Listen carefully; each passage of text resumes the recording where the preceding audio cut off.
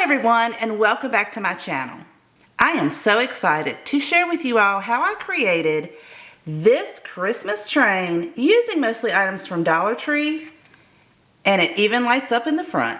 But before we get started, today's video is in collaboration with my sweet friend Mia at Make It With Mia. She is such a sweet and talented lady. She does Dollar Tree DIYs, thrift flips, modern, farmhouse, and neutral decor. I will have a link to her video in my description box below. I think you will thoroughly enjoy her channel, and if you do, don't forget to click that subscribe button. And also, let her know that I sent you. If you're coming over from Mia's channel or you're new to my channel, hello, my name is Barbara, and I love to create budget-friendly home decor. If you enjoy that type of content, I would love for you to click that subscribe button and the notification bell. And if you enjoyed today's video, don't forget to give me a thumbs up and share it with your friends and family. In addition to this being an exciting collaboration with Mia, we are also giving away a $50 Dollar Tree gift card.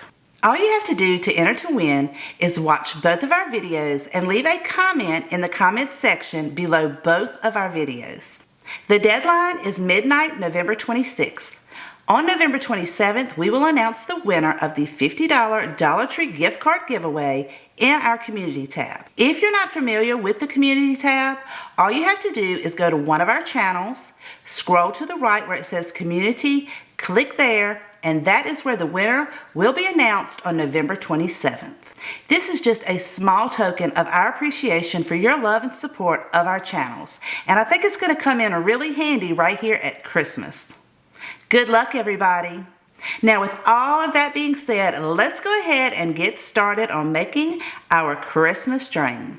Using a straight edge and 12 of the tumbling tower pieces from Dollar Tree, I'm going to take some Gorilla wood glue and glue 3 of these end to end and make 4 sets of 3.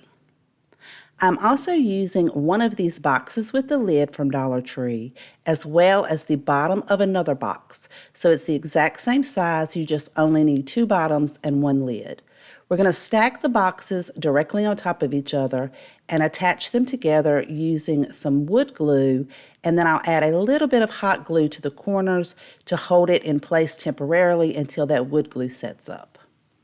Now, I did not want the seam around the outside, so I'm going to take some spackling and go around that and fill all of those cracks in.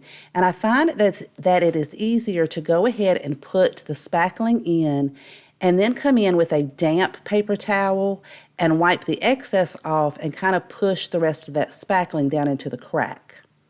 I will also cover all of the cracks on all of the tumbling tower pieces that we put together, all the way around all of the edges, and also go over that with the damp paper towel to get any of the excess off. Now, while that is drying, I'm going to take the lid and one of these wood planks from Dollar Tree. They are 4.5 inches by 4.5 inches, and I'm going to place that on top of the lid to cover up that design. And to attach this, I'm going to use the Gorilla wood glue. And because the wood plank is slightly larger, I'm going to take my lid and center it right on top of that wood plank, set it to the side, and let that glue set up. I'm also using one of these wooden cubes with the little insert. You'll need 2 of the bottom pieces, but not the inside of the inserts.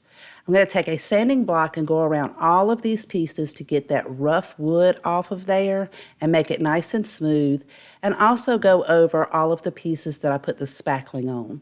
And then I'll just take a dry paper towel and wipe all of that dust and debris off.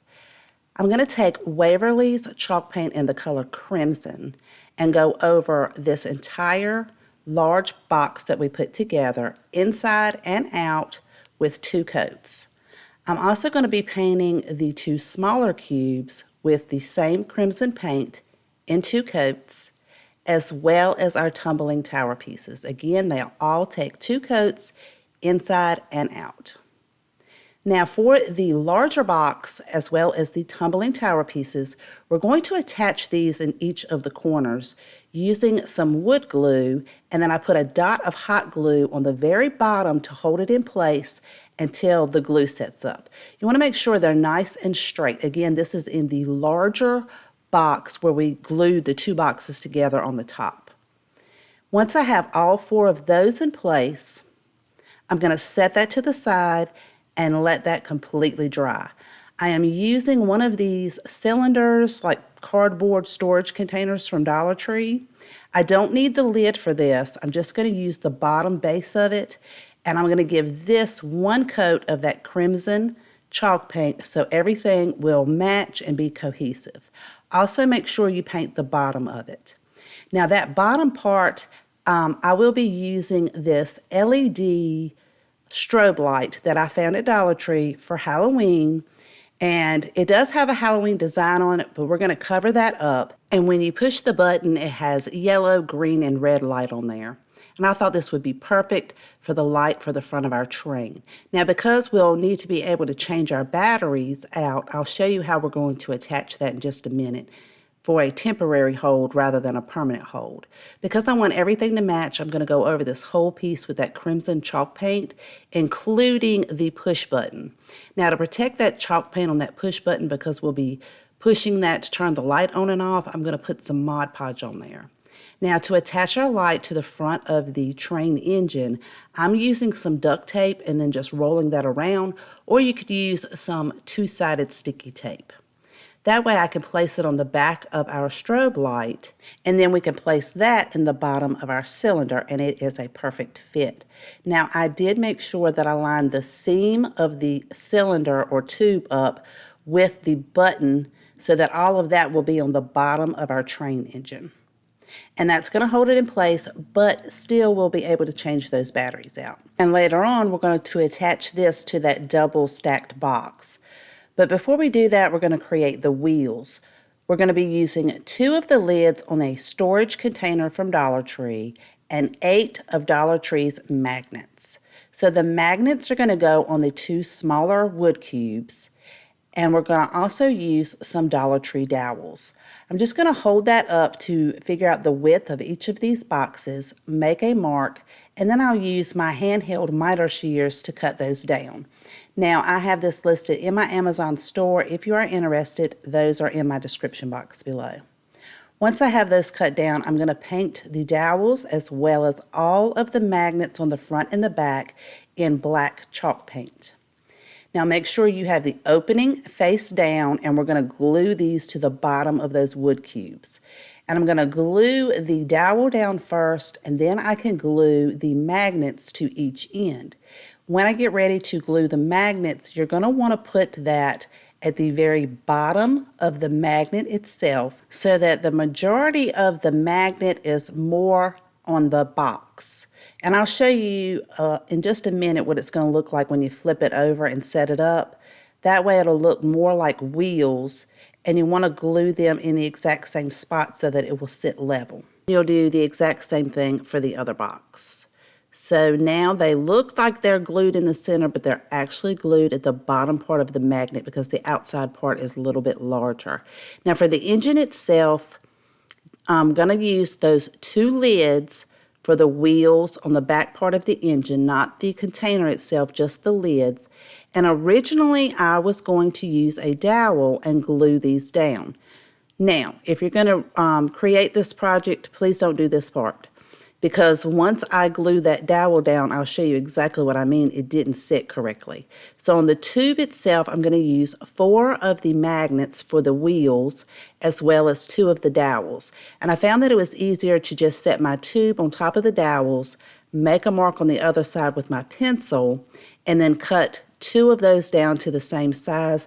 And they actually ended up being 2 7/8 of an inch. I'm going to sand each of those ends down nice and flat and glue the magnets to the very bottom, just like we did on the cubes on the back.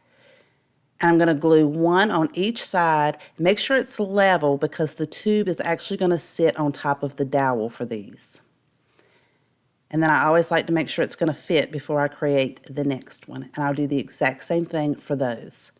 Once I have those glued in place, this is when I decided I was going to glue the dowels to the center of the inside of these lids. But again, you're not going to want to do this part for that dowel because I'll show you in just a minute, it doesn't work out. Now I'm going to take the lid where we glued that wood plank to it, as well as our 3 wheel bases, and give each one of these a coat of the black chalk paint all the way around, including the inside of your lid, because you will be able to see that. Now, because those tin storage containers are metal, I'm going to go over that, and then I also went ahead and went over the magnets with some Mod Podge to keep that chalk paint from chipping off of there. And I did that on the inside and the outside, and you'll just let that Mod Podge dry. So now when I go on to the back part of the engine, I'm going to glue that dowel down. Again, you're not going to want to do this. I'm just showing you my mistake so you won't make it. And then I'm going to take that cardboard tube, make sure the seam is on the bottom because that's where we're going to attach our wheels. And I'm going to hot glue the wood dowel to the bottom of that.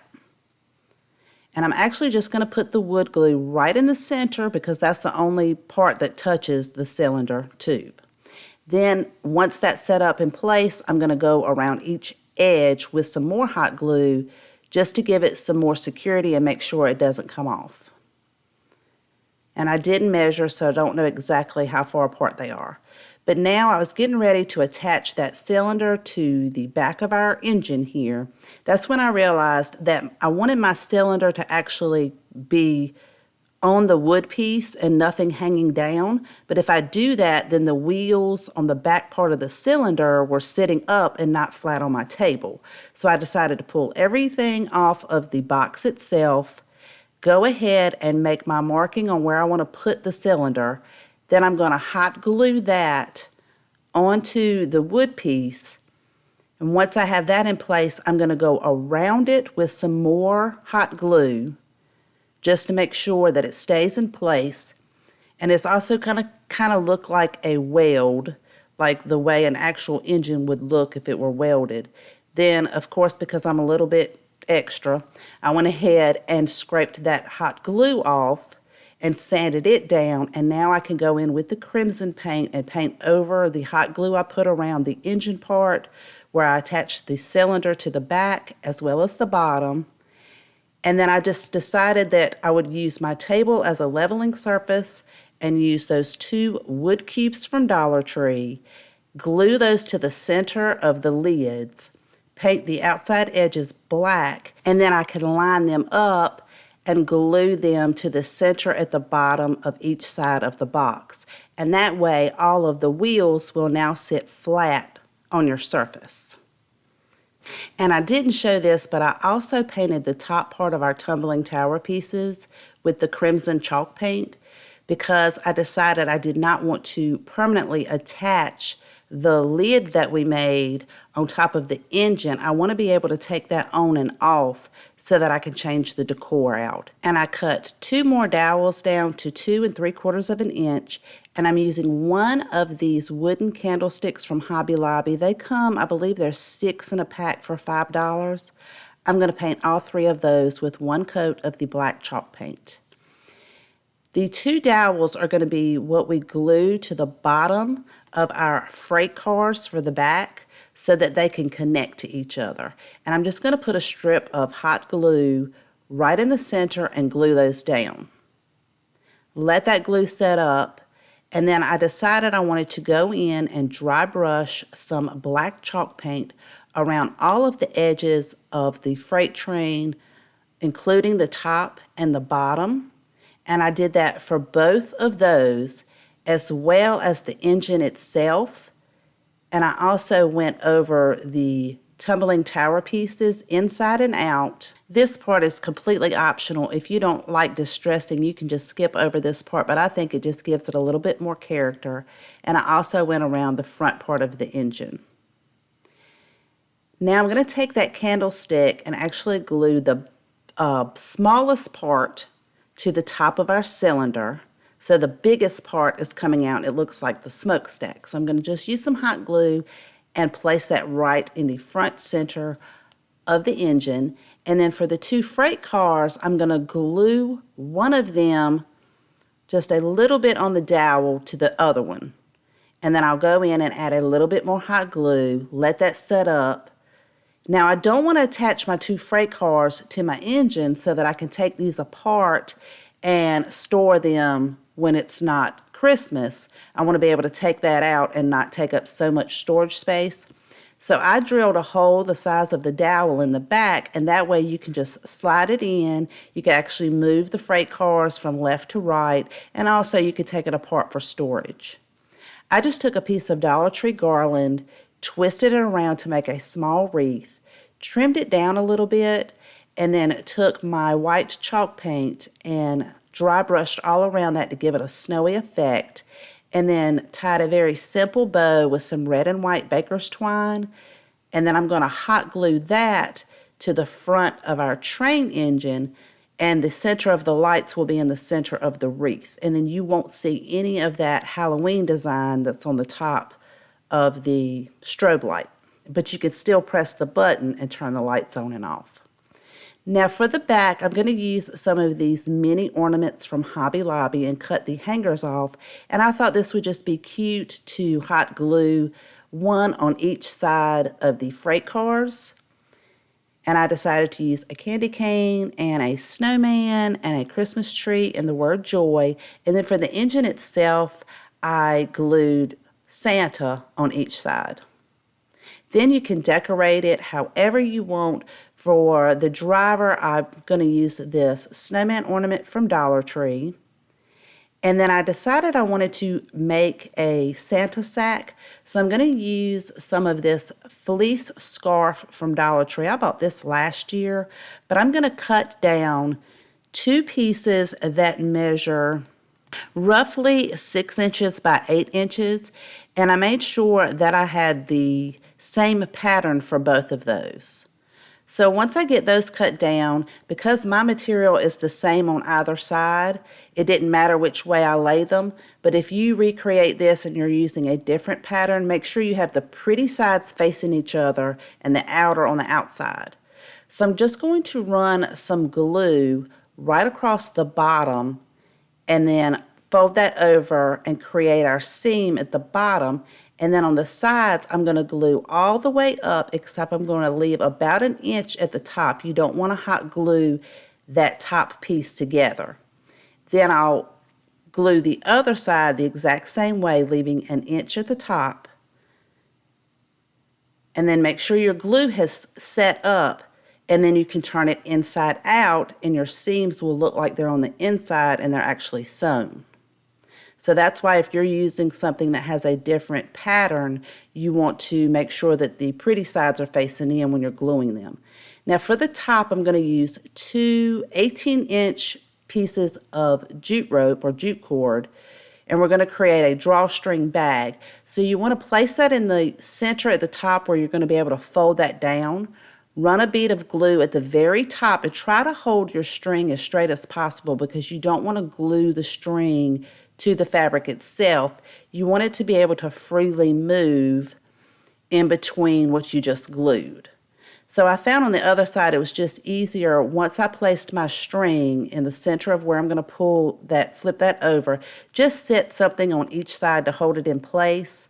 Then you can run your glue at the top and fold that over and glue it down, and just be really careful not to burn yourself. And also make sure that your strings are able to freely move. On each end, I'm just going to tie a knot and then cut the excess off. This is going to create the drawstring for Santa's bag.